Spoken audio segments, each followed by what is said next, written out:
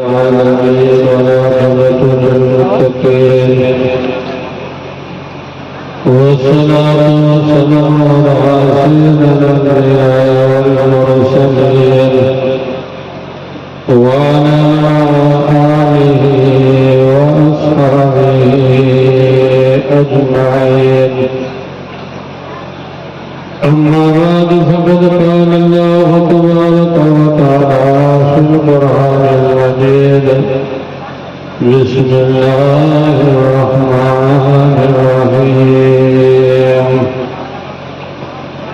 ومن يطع الله ورسوله فقد فاز فوزا عظيما.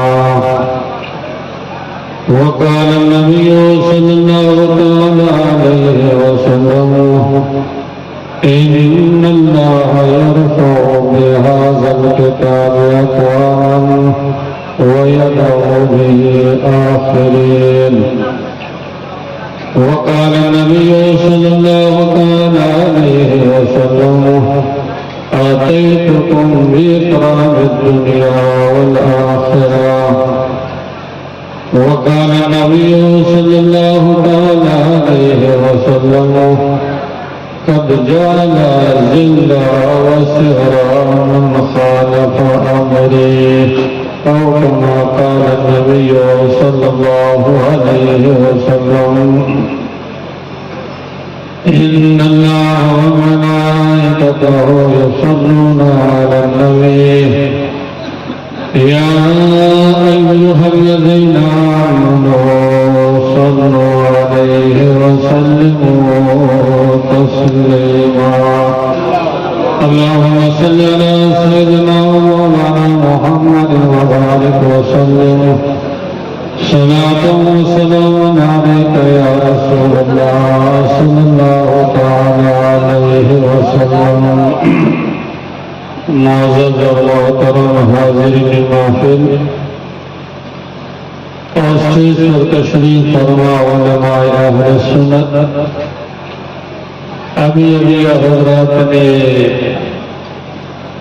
مفکر اسلام، غازی ملت، ہمدرد قوم ملت حضرت علامہ مولانا غلام حسن بلیاوی صاحب کی زبانی بہترین اصلاحی معلوماتی حالات حضرت کے مطابق تقریر سماعت فرمائی.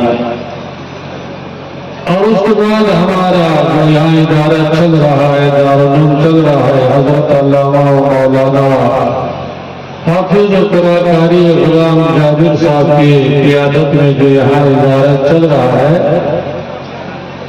اور یہاں کی مدرسین کی محنت سے، آپ کے تعاون سے 4 بچوں نے اپنے سینے میں قرآن حکیم کو محفوظ کر لیا. ان کی دستاربندی کو بھی آپ اور ہم نے اپنے آنکھوں سے ملاحظہ فرمایا. اللہ جل شانہ کی بارگاہ میں دعا ہے کہ اللہ اپنے فضل و کرم سے جو کچھ بیان اس پر اور سب کو سننے اور سنانے سے زیادہ عمل کرنے کے توفیق عطا فرمائے. اور یہاں کے مدرسین جو محنت کر رہے اور حضرات تعاون کر رہے ہیں، اللہ سب کی محنتوں کو بھی قبول فرمائے، اور جو حضرات تعاون کر اللہ سب کے تعاون کو بھی قبول فرمائے. میں نے اس آیات مبارکہ کی تلاوت کی ہے. اللہ جل شانہ اس آیات مبارکہ میں کامیابی کا ذکر کیا. کامیابی تو سب کوئی چاہتا ہے. جو جس لائن سے وابستہ ہے اس لائن میں انسان کیا کرنا چاہتا ہے؟ کامیابی چاہتا ہے. جس لائن سے کوئی انسان وابستہ ہے، اگر وہ ڈاکٹری سے وابستہ ہے تو اپنے لائن میں کامیابی چاہتا ہے. کوئی انجینئر صاحب اپنے لائن میں کامیابی چاہتا ہے. کوئی زمیندار وہ اپنے لائن میں کامیابی چاہتا ہے. مطلب یہ ہے کہ ہر انسان کامیابی چاہتا ہے، اور ہر انسان کی کامیابی کا معیار الگ الگ ہے. کامیابی چاہتا ہے ہر انسان کی کامیابی کا معیار الگ ہے. ڈاکٹر صاحب کی کامیابی کا معیار الگ ہے، انجینئر صاحب کی کامیابی کا معیار الگ ہے، وکیل صاحب کی کامیابی کا معیار الگ ہے، ایک اسٹوڈنٹ کی کامیابی کا معیار الگ ہے. لیکن ایک مسلمان کی کامیابی کہاں ہے؟ ایک مسلمان کی کامیابی کس میں ہے؟ ایک مسلمان کی اصل کامیابی کہاں پر ہے؟ اس کو قرآن حکیم نے بیان کیا، قرآن حکیم نے ذکر کیا ہے۔ ایک مسلمان کب کامیاب ہوگا؟ ایک مسلمان کا اصل دنیا و آخرت کامیابی کس میں ہے؟ اللہ جل شانہ ارشاد فرماتا ہے من یطع اللہ ورسولہ فقد فاز فوزا عظیما، کہ جس خوش نصیب نے، جس ایمان والے نے اللہ اور اللہ کے رسول کی اطاعت و بندگی کی، جس خوش نصیب نے اپنی زندگی کو قرآن حکیم کے احکام کے مطابق اختیار کی، قرآن حکیم پر عمل کرتے ہوئے اپنی زندگی کو گزارا، اور حضور کی عظمت و محبت کو دل میں رکھ کر کے حضور کی سیرت پر عمل کرتے ہوئے جو مسلمان اپنی زندگی کو گزار رہا ہے، وہ مسلمان دنیا میں بھی کامیاب رہے گا، دنیا میں بھی سربلند ہوگا، دنیا میں بھی اللہ کی رحمتوں سے مستفید ہوگا، اور یہی مسلمان جب دنیا سے رخصت ہو جائے گا، قبر کی منزل میں پہنچ جائے گا، تو اللہ کے رسول ارشاد فرمایا کہ اس انسان کے لیے، اس خوش نصیب کے لیے قبر کیا بنے گا؟ روضۃ من ریاض الجنہ، جنت کے باغیچوں میں سے واجب ہے۔ سبحان اللہ، سبحان اللہ۔ لیکن آج کا مسلمان، آج کا ہمارا معاشرہ اپنے آپ کو کامیابی دنیا میں سمجھتا ہے، کرسی میں سمجھتا ہے، زمین و جائیداد میں سمجھتا ہے، نام و شہرت میں سمجھتا ہے۔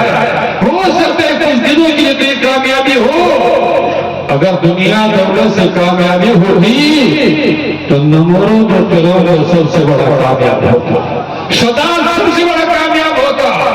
تو معلوم ہوا کہ دنیا و دولت میں کامیابی نہیں، نام و شہرت میں کامیابی نہیں، کامیابی کے لیے اللہ جل شانہ نے قرآن کو نازل فرمایا، اپنی مقدس کتاب کو نازل فرمایا، کامیابی کے لیے اللہ جل شانہ نے حضور نبی کریم صلی اللہ علیہ وسلم کو مبعوث فرمایا۔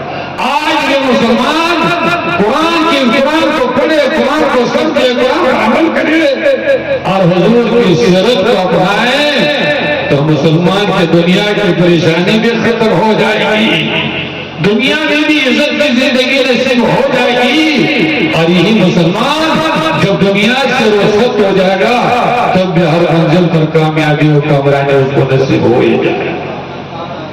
اور قرآن حکیم اللہ کا کیسے مقدس کتاب ہے، حضور فرماتے ہیں ان اللہ یرفع بہذا الکتاب اقواما ویدع بہ آخرین۔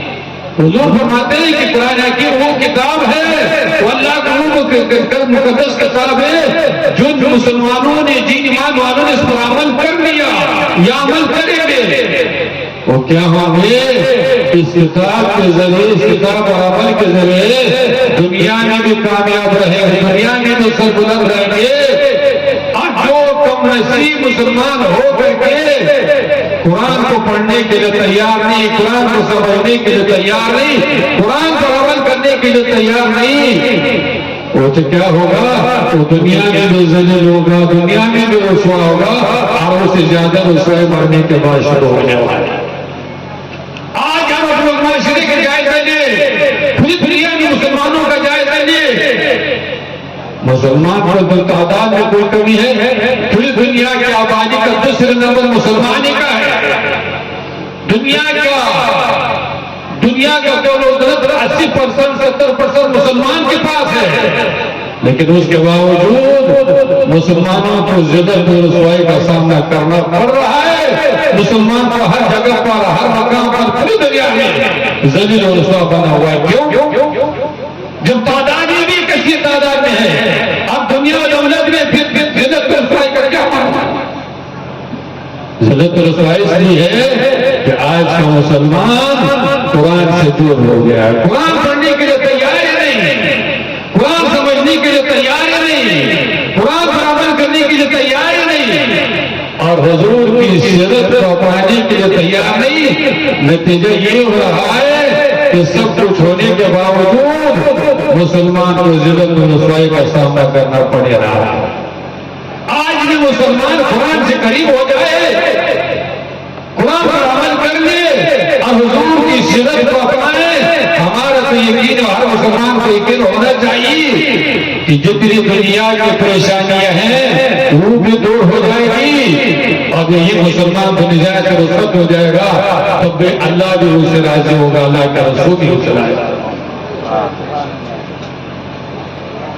اللہ کے رسول ارشاد فرماتے ہیں آتیتکم باکرام الدنیا والآخرہ، حضور فرماتے ہیں کہ ایمان والو، یہ مجھ سے محبت کرنے والوں، یہ کلمہ پڑھنے والوں، میں تمہارے پاس دنیا و آخرت کی کامیابی لے کر کے آیا ہوں۔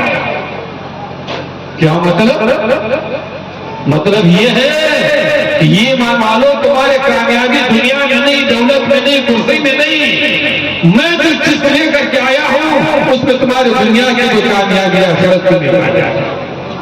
اللہ کے رسول کیا لے کر کے آئے تھے؟ کوئی دنیا لے کر کے آئے تھے؟ کوئی کرسی بنگلہ لے کر کے آئے تھے؟ کوئی زمین و جائیداد لے کر کے آئے تھے؟ نہیں، اللہ کے رسول قرآن لے کر کے آئے تھے، اللہ کی مقدس کتاب لے کر کے آئے ہیں، اپنے سیرت لے کر کے آیا ہے۔ تو مطلب یہ ہوا کہ جو حضور لے کر کے آئے، قرآن لے کر کے آئے، اپنی سیرت لے کر کے آئے ہیں، تو اس کو اگر مسلمان اپنائیں گے، مسلمان اس پر چلیں گے، مسلمان اپنی زندگی کا اصلاح کر کے قرآن حدیث کے مطابق بنائیں گے، تو مسلمان دنیا میں بھی کامیاب ہوگا، آخرت میں بھی کامیاب ہوگا۔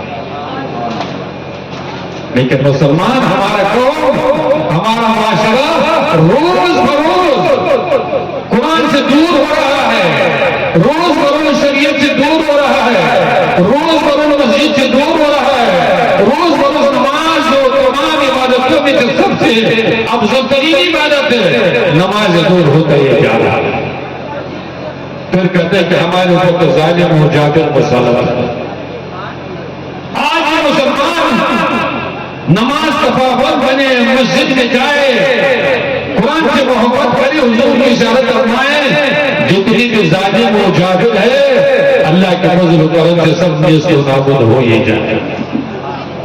لیکن مسلمان مجال کے اپنے کو اصلاح کرنے کے لیے تیار ہو جائے، قرآن حدیث کے مطابق اپنی زندگی کو ڈالنے کے لیے تیار ہو جائے۔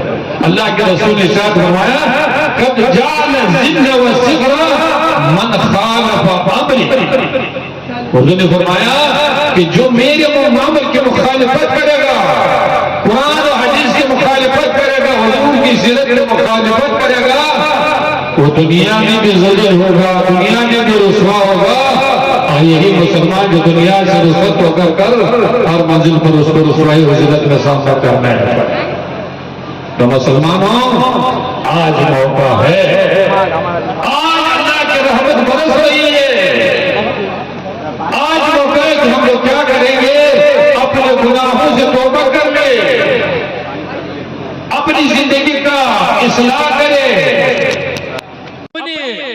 اپنے آپ کو مسجد سے قریب کرے، قرآن سے قریب کر لے، حضور کی سیرت سے قریب کر لے، 5 وقت نماز پابند بنے۔ اگر ہم لوگوں نے اصلاح کر لیا تو انشاءاللہ العزیز اللہ کی رحمت برسے گی، مسلمان دنیا میں بھی کامیاب ہو جائے گا، آخرت میں بھی کامیاب ہو جائے گا۔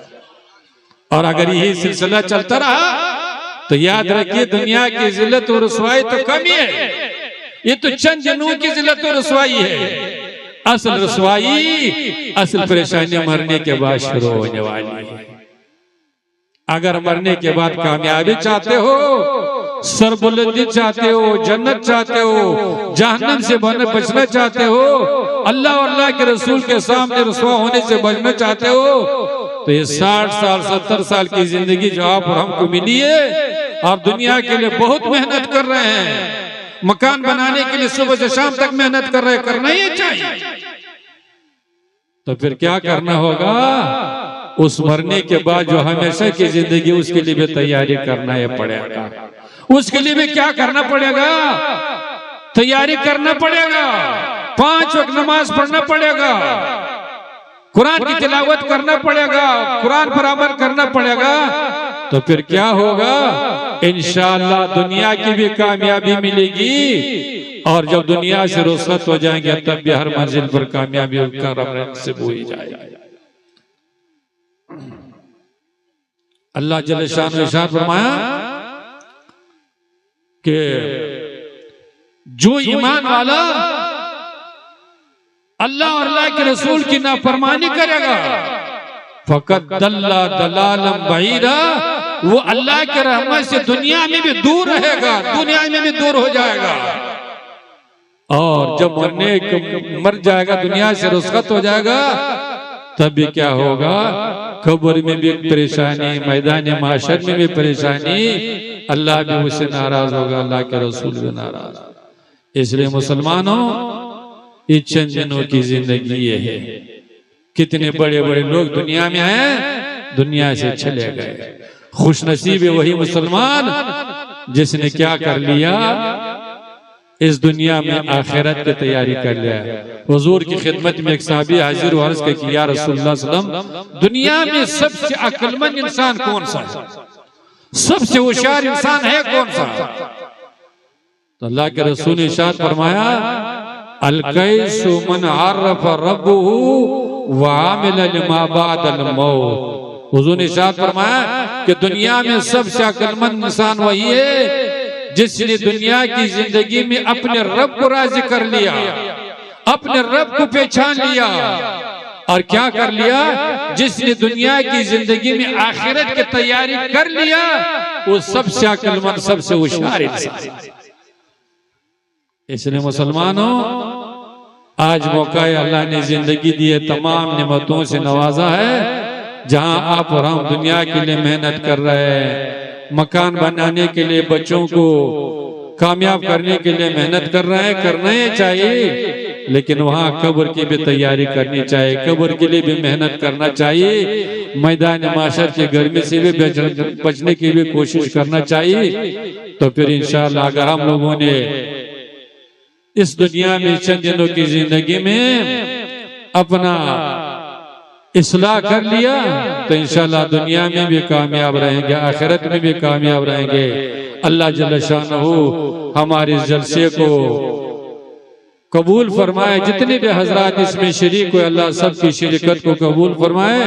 اللہ آپ کو بھی اور ہم کو بھی، ہر مسلمان کو اس چند دنوں کی زندگی قرآن حدیث کے مطابق گزارنے کی توفیق عطا فرمائے، اور جب آخری وقت آئے اللہ ہر مسلمان کو ایمان پر خاتمہ نصیب فرمائے۔ وآخر دعوانا ان الحمدللہ رب العالمین۔